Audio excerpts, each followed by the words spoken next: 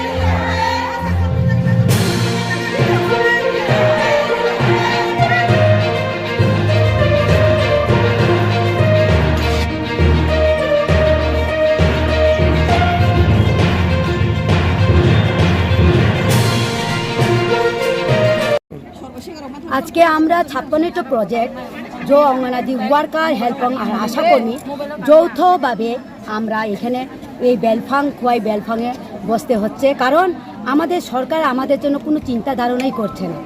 কাজ অ্যাভেলেবেল দিচ্ছে আমাদেরকে, কিন্তু আমাদের মাইনে দেওয়ার সময় ওনারা কোনো চিন্তাই করছে না। ওনাদের মাথায় আসে না যে আমাদের অঙ্গনাদি ওয়ার্কার আশাকর্মী এবং সহকর্মীরা কত পরিশ্রম কাজ করছে। দিনে দিন যখন ডাকে, রাত্র হোক, সন্ধ্যা হোক, দুপুর হোক, আমরা ওনাদের ডাকে চলে যাচ্ছি, কাজ করছি সারাদিন। আমরা বাড়িতে কাজ করার মতো আমাদের সময় থাকে না ওনাদের কাজের জন্য। তারপর আমাদের অফিসের কাজের বাইরেও ওনাদের কাজ আমরা করছি, তারপরেও আমাদের জন্য ওনারা কোনো চিন্তা ধারণা করছে না। আমরা এখানে 5টা দাবির চাইছি। 5টা দাবির মধ্যে আমরা পুজোর আগে আমাদের ফার্স্ট দাবি পেতে চাই। আমাদের 5টা দাবি হলো, প্রথম হলো বেতন বৃদ্ধি করা আমাদের, এবং দ্বিতীয় দাবি আমাদের সরকারি কর্মচারী হিসেবে স্বীকৃতি দেওয়া, 3 নম্বরে আমাদের গ্র্যাচুইটি প্রদান করা, 4 নম্বরে আমাদের পেনশন ভাতা চালু করা, 5 নম্বরে অন্যান্য সরকারি কর্মচারীর মতো আমাদের জন্য সুযোগ সুবিধা দেয় বা চালু করে। ওইটা আমাদের 5টা দাবি, কিন্তু পুজোর আগে আমাদের বেতন বৃদ্ধি ওনাদের করতে হবে। আমাদের ওয়ার্কার অঙ্গনাদি কর্মীদের আছে কেউ 7,000, কেউ 8,000, কেউ 9,500, কেউ 62 টাকা, কম 10,000 টাকা।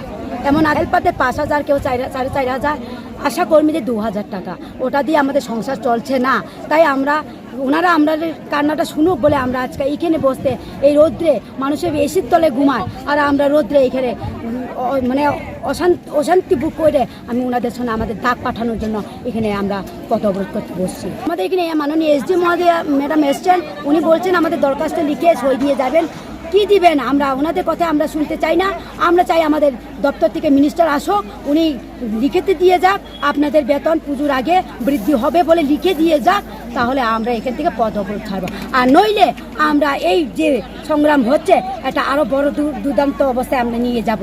কারণ এখানে 56টা প্রজেক্টে আমরা 88,000 লোক আছি, সবাই আসছে, আরও আসবে, এখনও বন্ধ হয়নি আসা, আরও আসছে।